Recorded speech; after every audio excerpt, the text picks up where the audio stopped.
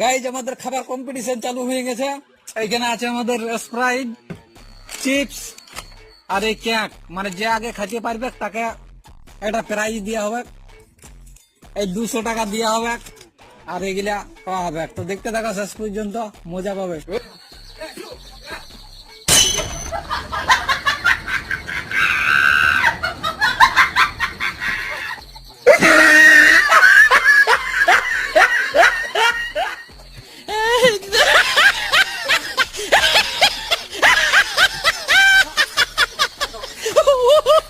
এখন জিতে গেছে, তো ইয়াকে এগুলা দেওয়া হলো আর এই 200 টাকা প্রাইজ দেওয়া হলো।